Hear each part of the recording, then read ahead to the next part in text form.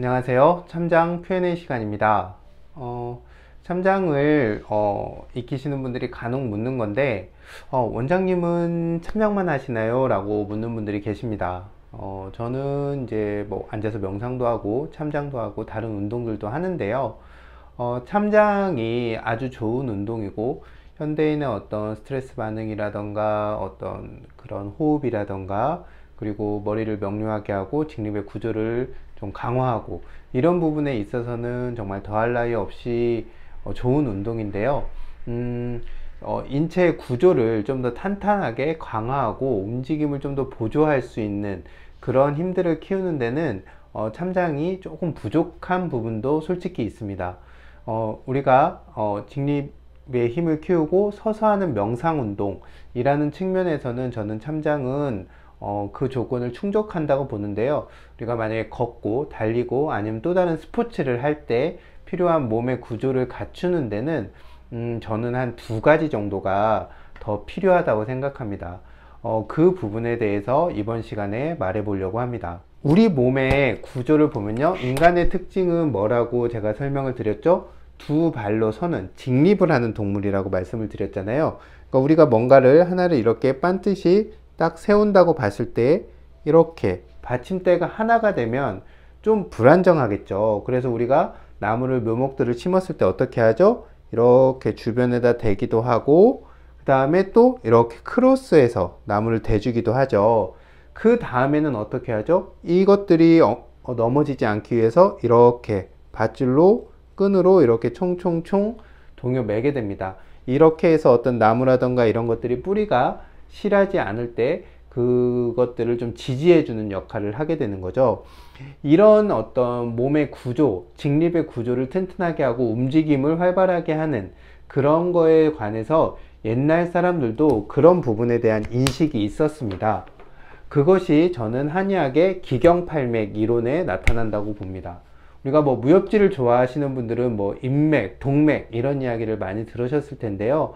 쉽게 생각하면 임동맥은 이렇게 수직의 구조, 충맥까지 하나의 수직의 구조, 불안정한 수직의 구조를 만들고 있다면 이것을 우리가 아이들이 이렇게 설 때 처음에는 굉장히 불안정하게 서잖아요. 이것을 유지해 주도록 지지해 주는 유맥이라는 것이 있습니다. 그리고 우리가 걷고 뛸 때는 어떡하죠? 왼발 오른손, 오른발 왼손 이렇게 크로스해서 움직이죠. 이렇게 크로스해서 지지해주는 교맥이라는 기경팔맥이 존재합니다. 그런데 이런 것들이 아까 말씀드린 대로 수직으로만 이렇게 가다 보면 횡으로 종으로만 가다 보면 뭔가 불안정하죠. 그래서 이것을 이렇게 하나로 묶어주는 대맥이라는 기경팔맥 시스템이 존재합니다. 저는 그런 측면에서 한약의 기경팔맥 시스템은 직립하는 인간의 기능적 라인이라고 생각하고 이것들을 잘 발달시키는 어떤 운동법들이 발전을 했고 참장도 그 중에 하나라고 생각을 합니다. 그런데 참장은 해봐서 아시겠지만 이렇게 크로스하는 라인들을 만들어 주기에는 조금 부족한 부분이 있고 호흡이라던가 이런 부분들 골반을 여는 걸 통해서 대맥을 어느 정도 활성화는 시켜주지만 직접적으로 이 부분을 자극해 주는 건 좀 부족합니다. 참장은 어떤 종적인 흐름 이렇게 하나의 수직적인 구조를 신체적인 구조를 강화하는 데 초점을 두고 있기 때문이죠. 그렇기 때문에 그래서 저는 이제 이런 부분들이 좀 더 보완해야 될 부분이라고 생각하고요. 이런 관점에서 봤을 때 우리가 태극권을 처음 연습을 할 때 익히게 되는 송신법이라던가 운경공이 이런 교맥의 라인과 어떤 횡적인 대맥의 라인을 강화시켜 주는데 아주 효과적인 운동이라고 생각을 합니다. 제가 태극권을 배운 이찬 선생님이 쓰신 여기 30분 태극권 테라피 타이치란 책을 보면요, 이렇게 송신법에 관해서도 설명이 되어 있고 뒤쪽으로 가면 운경공에 관해서도 설명이 되어 있습니다. 송신법은 이렇게 크로스하는 움직임을 통해서 교맥의 움직임을 활성화시켜주고 몸에 불필요한 긴장을 해주는 참장에 있어서 송의 느낌들, 송의 감각들을 키워주는데 아주 효과가 좋고요.